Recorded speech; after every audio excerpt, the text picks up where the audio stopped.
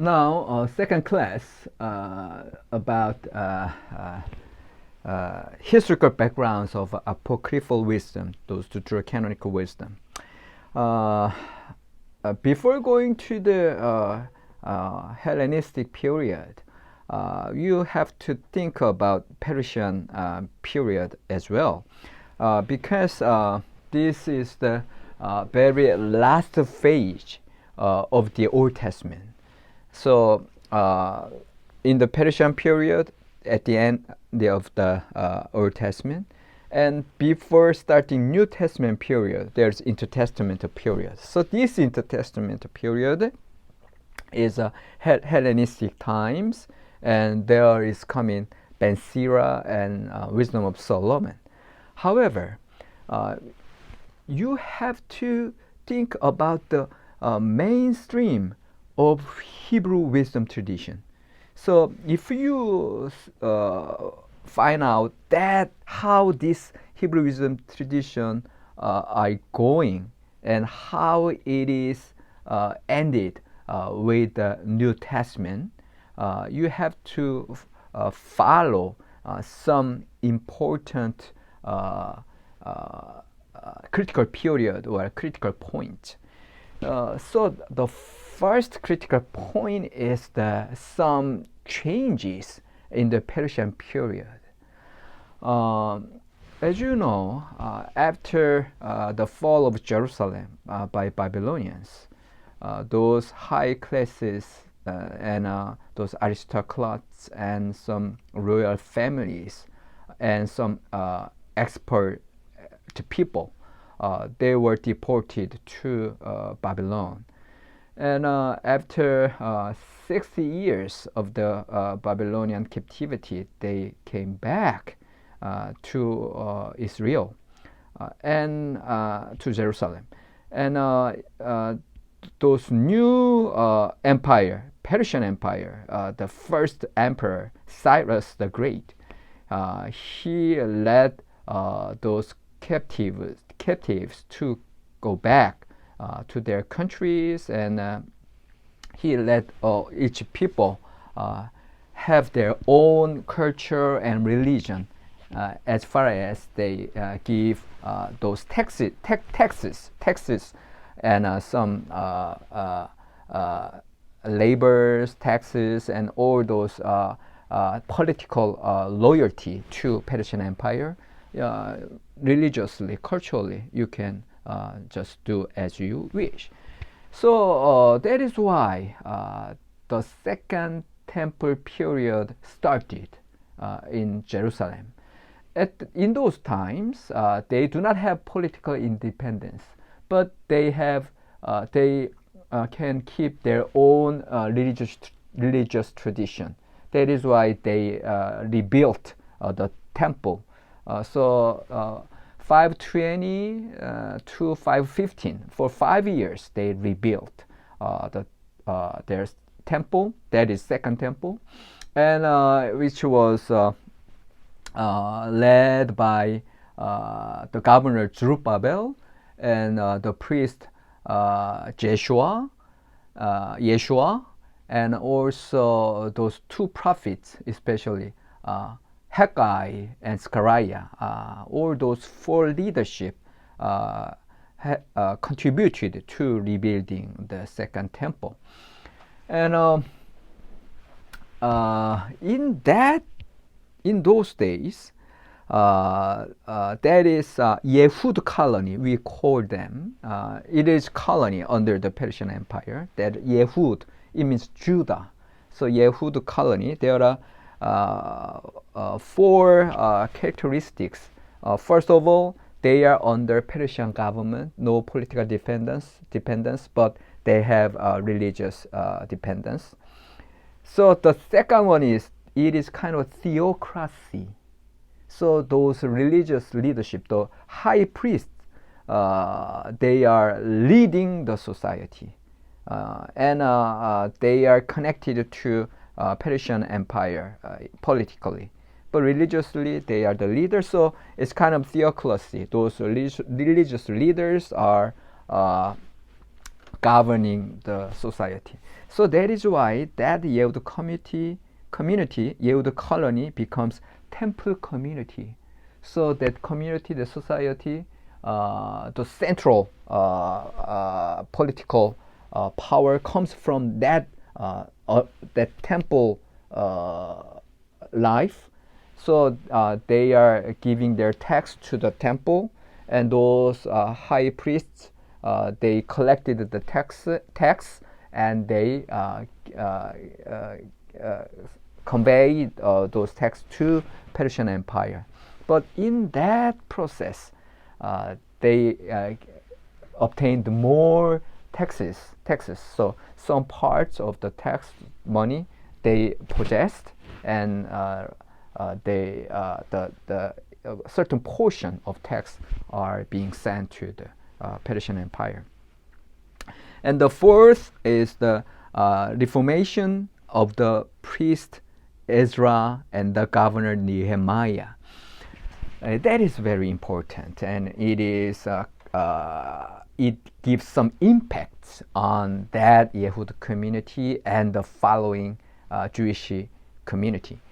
This Reformation it happened around 450 BCE. So 520 and 515. That is the starting of Second Temple period. But now it's 450. So there are 65 years difference. In those times,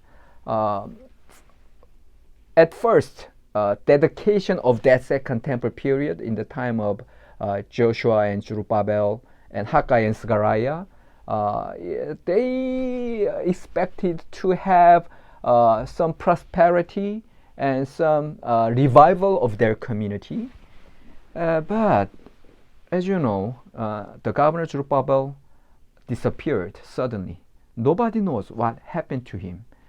And after those times, 60 or 70 years or so, no prosperity, only poverty and some diseases, and all those bad incidents were there in Yehud community.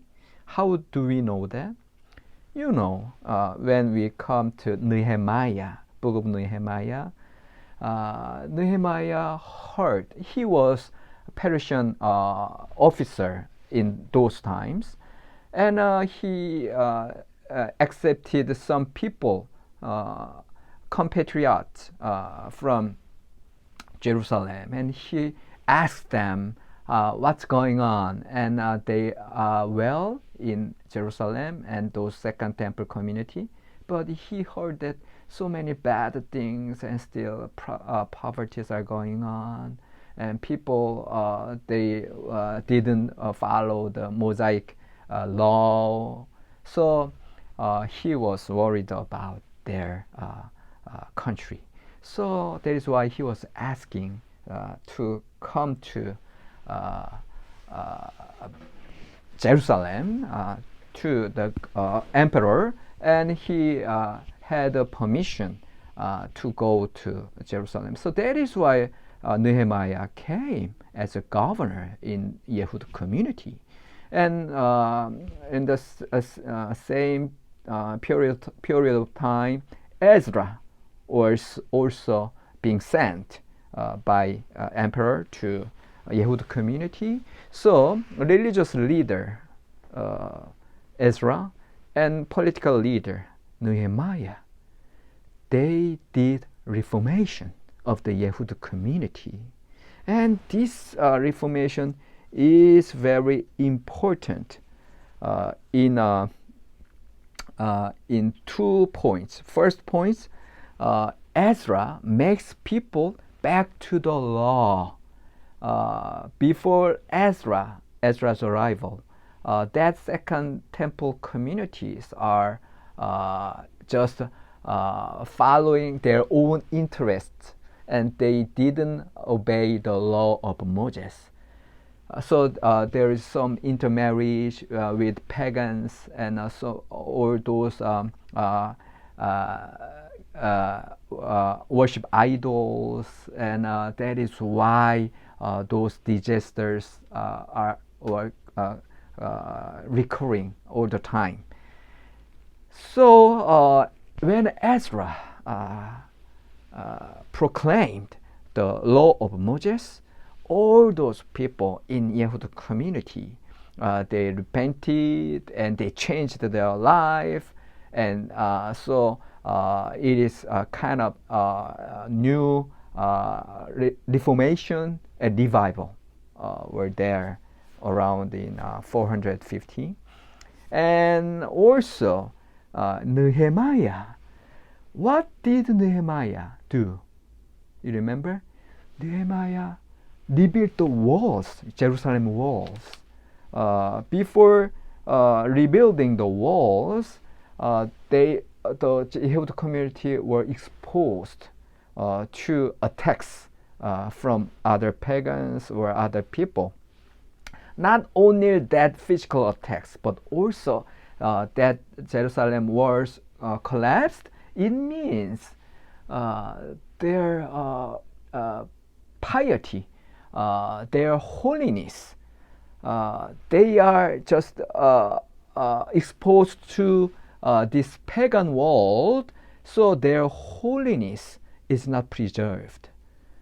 But by rebuilding the walls, Jerusalem walls, it means not only physical protection, but also separation from the world, and it gives them holiness as God's people. So Nehemiah did that, and both Ezra and Nehemiah, they are telling the people in Jerusalem that you have to divorce with that pagan wives and those children. So it was very hard. So that is why it was Reformation. Why? Because they tried to keep the purity as covenant people, as God's people. So in those times, that Reformation makes Jewish to be back to the purity of God's people. So this is kind of Reformation, and in relation to these wisdom books, you have to remember they are getting back to the main teaching of the book of Proverbs, because this book of Proverbs it is really tuned with the teachings of Deuteronomy, the law of Moses. So the covenant people, you have to obey the law, and then you are the pious and good people and wise people. So that is why you are blessed. But otherwise, you will be cursed. So that traditional teachings are emphasized in this period.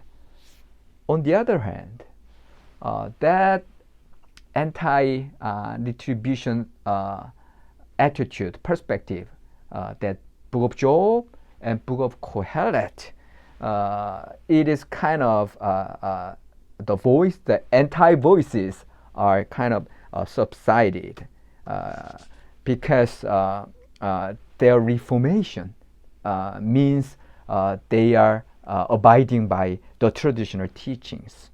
Book of Job is kind of resistance to the retribution theory, and Book of Kohelet, influenced by that Hellenistic philosophy, it is denying everything. So it's not helpful in this Reformation movement. So after that Reformation, especially this priest Ezra, many scholars call Ezra as the father of Judaism. So actually, those Jewish people, those Judaic religion started from this time, beginning Ezra's teachings. Now, next week we will see Ben Sira, and the following week we will see Wisdom of Solomon, and they are very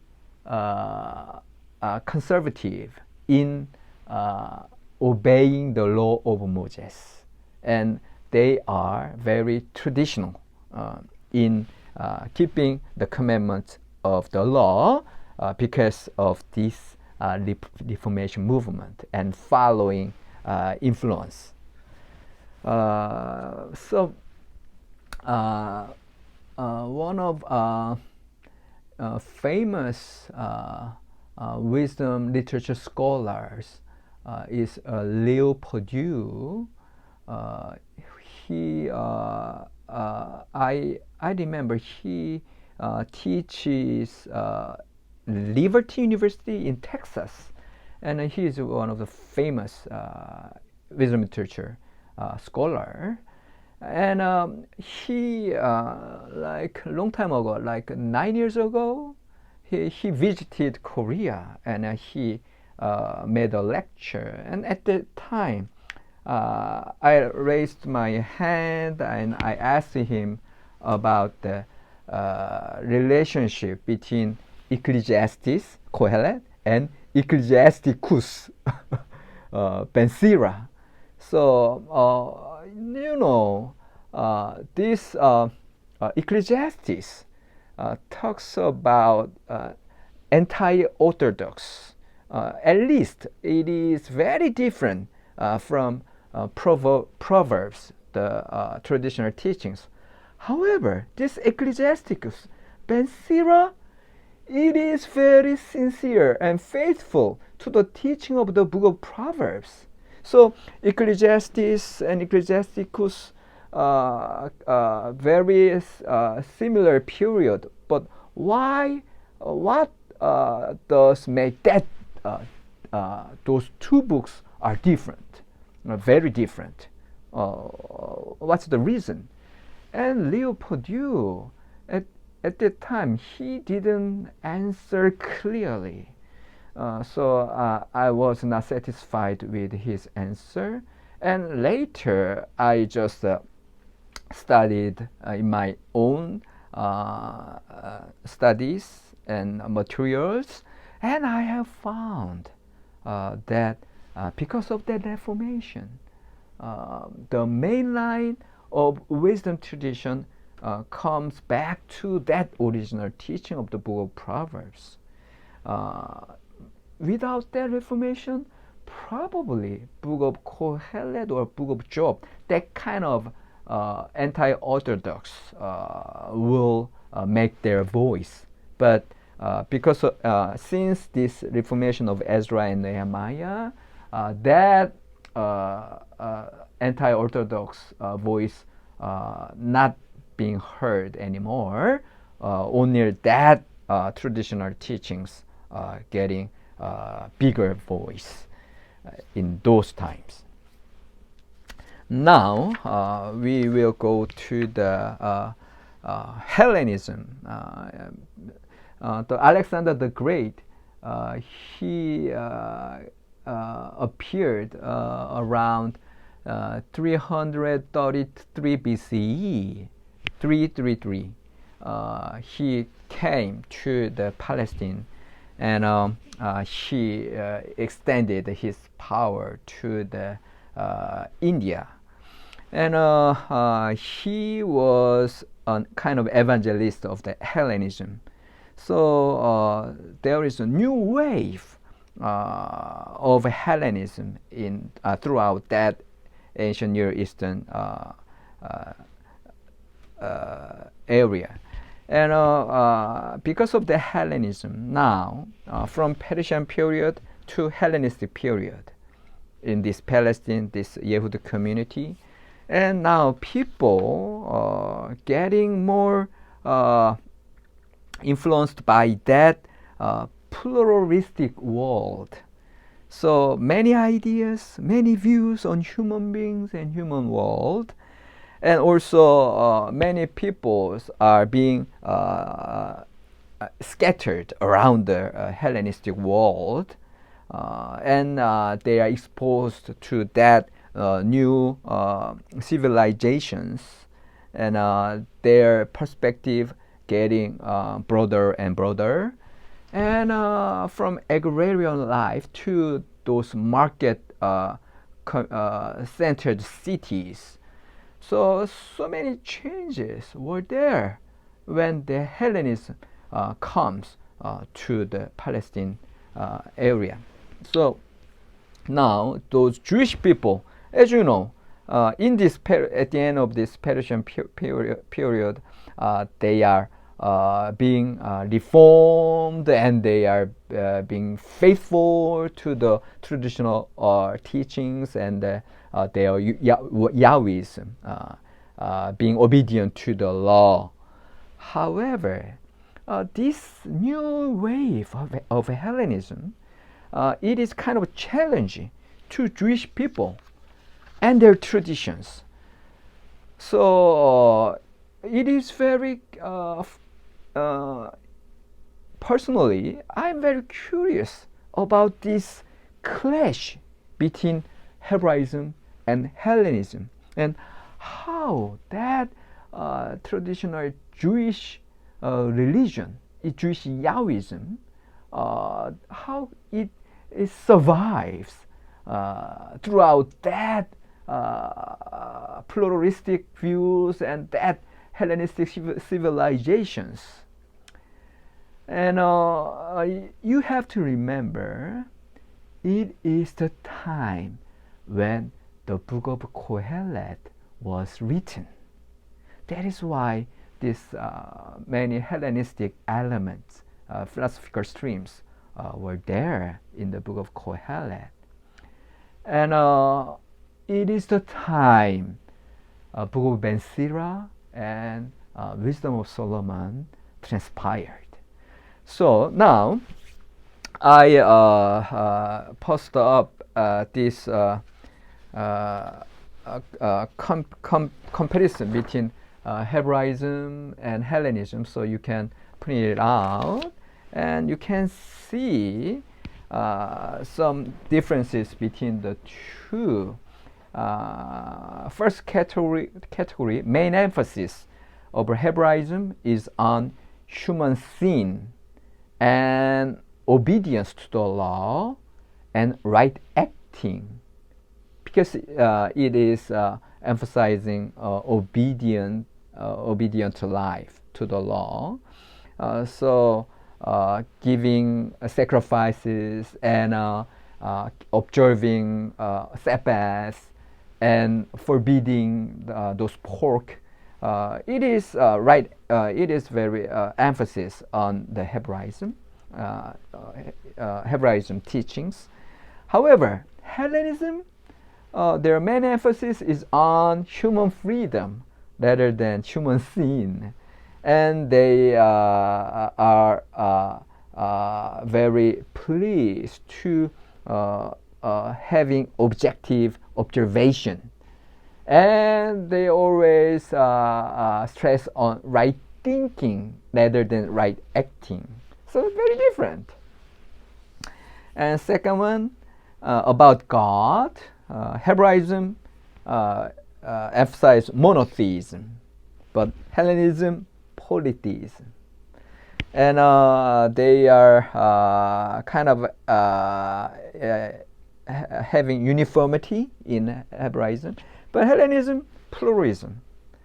And about God, it's ideal, pure, and holy God. However, Hellenism, those pluralistic and polytheistic view of God, they are immoral gods. And about human beings, Hebraism, it talks about moral being and body-soul unity. How about Hellenism? Rational being and body-soul dualism. And about life, it is very important. Hebraism, they talk about eternal becoming. So those historical unfolding development are very important in Hebraism. But Hellenism, just eternal being, already determined. So very different worldview they have. And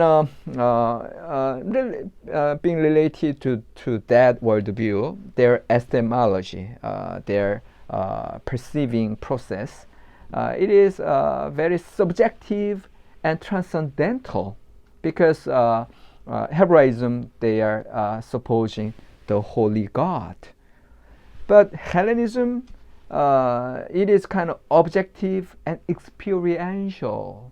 So they are trying to find some deities in their surroundings, in their human life. So they are trying to experience more, they are trying to observe objectively more. So not transcendental, but Hebraism, mysterious God, they are supposing, and then transcendental understanding of God, they are trying to search. And cultural tendency, Hebraism, exclusive and non-receptive. They are just being faithful to the law of Moses. However, Hellenism, very universal, and they are open to every new learnings. And finally, history is a linear in Hebraism, from beginning to the end, linear. However, Hellenism is a circular. So every history of human life is kind of repeating. That is why Book of Kohelet, it also talks about that repeating historical human life. So between Hebraism and Hellenism, they are very distinctive in each culture. Then our question, how do Jewish people dealt with this new Hellenistic wave, which is far different from their own way of thinking and living? That is our next third class. So now the assignment of this second lecture is about we are talking about the Reformation of Ezra and Nehemiah. So there are two Reformation. One is religious, and the other one is political, led by Ezra and Nehemiah. So you just briefly summarize those reformations. Okay, we will go to the third one.